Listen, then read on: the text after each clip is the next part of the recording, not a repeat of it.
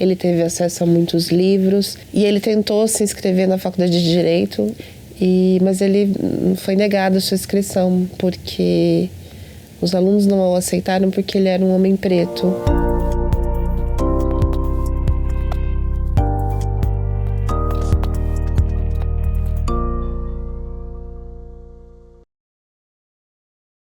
Hoje eu vim contar um pouco de uma história a qual eu me sinto muito honrada em dividir com todos vocês.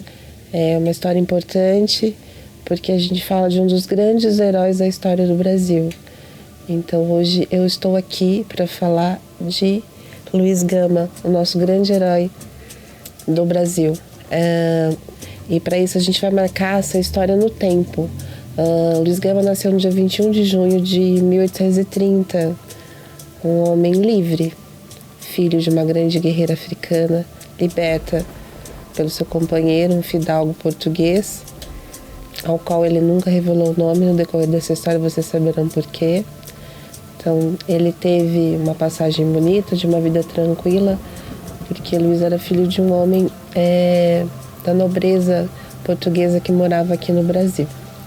Luísa, sua mãe, uma mulher muito altiva, muito bonita, é assim que ele descreve a mãe dele, de uma personalidade muito forte, de uma beleza única e que lutava pelos seus ideais e que lutava pelos seus. Luísa Marim, mãe de Luiz Gama, participou da Sabinada entre 1837 e 1838 e por isso em 1838 ela precisou fugir e ela foi para o Rio de Janeiro, deixando seu filho Luiz com o pai, esse homem que tinha condições, que era fidalgo, que tinha residência fixa e uma família para que cuidasse do filho enquanto ela precisava ficar lá até as coisas se acalmarem. Eu digo lá, eu digo no Rio de Janeiro. O pai de Luiz, ele tinha muitos vícios, apesar de ser de uma família muito rica, nobre, portuguesa, está aqui no Brasil. E até em 1838 ele chegou a receber uma outra herança de uma tia, mas ele gastou de forma indevida com vícios, com o jogo em especial, toda a fortuna da família. E ele vendeu o seu filho, Luiz, como escravizado para pagar a dívida de jogo. Então Luiz, aos 10 anos de idade, ele saiu de Salvador e veio para o Rio de Janeiro. E foi entregue por um comerciante de escravizados que recebia escravizados da Bahia. Neste processo, nesse mesmo tempo, do Rio de Janeiro, ele foi para São Paulo, junto com mais 100 escravizados, e ali do trecho de Santos, entre Santos e Campinas, o Luiz fez esse trecho a pé. Nessa última passagem ele foi comprado por Antônio Cardoso, um proprietário, um grande fazendeiro daqui do Vale do Paraíba. Apesar de toda essa história triste, eu quero fazer esse recorte. Luiz Gama esteve no Vale do Paraíba, esse grande homem passou sua infância e adolescência aqui no Vale. Esse fazendeiro era de Lorena, então dos 10 aos 17 anos ele esteve aqui no Vale. E aos 17, essa família hospedou um estudante, chamava estudante do curso de Humanidades, era estudante de Direito. E também Antônio. E ele simpatizou com Luiz e começou a ensiná-lo nesse primeiro ano. Luiz, como era um homem muito inteligente, altivo e autodidata, em um ano aprendeu a ler e escrever e procurou toda a documentação de forma discreta, escondida do seu senhor, e ele conseguiu localizar todos os documentos dele e provar que ele era um homem livre, Depois que ele conseguiu comprovar, ele fugiu dessa fazenda, se alistou no exército, ficou no exército por 6 anos, chegou a ser até cabo. A gente já está no período da história até 1850, ele se casou com Claudine, teve seu único filho que foi Benedicto.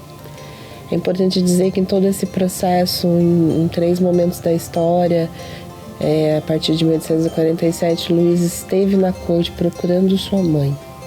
Ele nunca deixou de procurar a Luísa Marim. E aí com acesso a muita informação, sempre se desenvolvendo, chegou a ficar um tempo. Na sequência, até pelo seu desenvolvimento, pela sua desenvoltura e inteligência, ele foi também trabalhar na Secretaria da Polícia e lá ficou por muito tempo. E ele conseguiu assessorar, né, atender como escrivão um grande conselheiro e professor de direito, que acabaram se tornando amigos. Então, neste processo, ele aproveitou desse momento de forma muito oportuna, perspicaz, inteligente para estudar. Ele teve acesso a muitos livros e ele tentou se inscrever na Faculdade de Direito, né? Nossa Faculdade de Direito aqui da USP, eu falo, nossa, porque eu estou aqui no estado de São Paulo, na cidade de Jacareí, mas ele foi negado a sua inscrição, porque os alunos não o aceitaram porque ele era um homem preto e pela sua condição social. Mesmo assim, ele persistiu, foi ouvinte, foi se desenvolvendo. No Brasil só existiam 2 faculdades de Direito na época, que era aqui a de São Paulo, a Universidade de São Paulo, e em Olinda. Então ele seguiu estudando e sozinho. E no Brasil era muito comum uma profissão chamada rábula, que eram profissionais com toda a experiência e conhecimento, mas não com a formação. Também é importante dizer que não tinha como o Luiz ter a formação até então, porque em 1837 era proibido a educação formal para a população negra. Então ele não tinha como estudar mesmo. Então ele Rábula, um homem muito altivo, muito perspicaz, inteligente, de uma oratória única, peças que marcam na história até hoje nos estudos, e assim ele seguiu defendendo os escravizados de forma injusta que estavam no Brasil. Foi assim que Luiz passou a ser muito conhecido, ainda escrivão. Isso incomodou muito os poderosos conservadores. Então, daquele cargo, daquele lugar que ele estava, ele infelizmente foi demitido, e dali nasceu também um grande jornalista. Luiz Gama também é um grande poeta e um grande ativista da abolição, parceiro de José Bonifácio, de André Rebouças, entre outros grandes nomes nesse processo todo de abolição no Brasil. Então ele seguiu trabalhando, escrevendo, lutando pelos escravizados e defendendo a população preta, usando muito da Lei Feijó, uma lei criada a partir de novembro de 1831, onde toda pessoa que chegasse no Brasil após 1831 por navios negreiros estava vindo de forma ilegal. Também é importante marcar no tempo, na história, que nós fomos o último país das Américas a libertar os escravizados. Então a gente tinha uma lei de 1831 que proibia o tráfico negreiro, mas ele aconteceu no Brasil até 1850. Isso quer dizer que parou o tráfico negreiro, infelizmente, mas não parou a escravidão. Então Luiz, ele lutou bravamente, e uma das suas grandes defesas aconteceu em 1860, que foi quando ele defendeu 217 escravizados de uma só vez. Esse processo durou 12 anos. Essas pessoas de fato foram libertas porque merecia a liberdade, e era justa a liberdade, até por uma justiça muito distorcida do Brasil. Mas após 12 anos desses 217, só 120 conseguiram ter a liberdade, porque o restante infelizmente já havia morrido. Luiz lutou, libertou mais de 500 escravizados no Brasil, esteve presente nos processos dos ativistas da abolição, dos grandes nomes que a gente lê hoje. E infelizmente em 1852 Luiz veio a falecer. Ele era diabético, mas ele marcou no tempo e na história a luta que a gente trava até hoje, para que as pessoas sejam reconhecidas pelo seu valor e não pela cor da sua pele.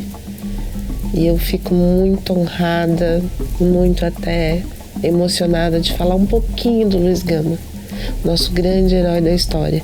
Eu trago aqui a ilustração do livro. Esse é um livro paradidático, esse é um livro infanto-juvenil, porque a gente normalmente não tem a oportunidade de conhecer a nossa história. E esse livro a gente tem acesso em todas as bibliotecas do município de Jacareí. Então, de forma gratuita, a gente pode mergulhar nessa literatura, a gente pode ter este acesso, a gente precisa conhecer a nossa história, a história do povo afro-brasileiro, a história do povo afro-brasileiro e indígena.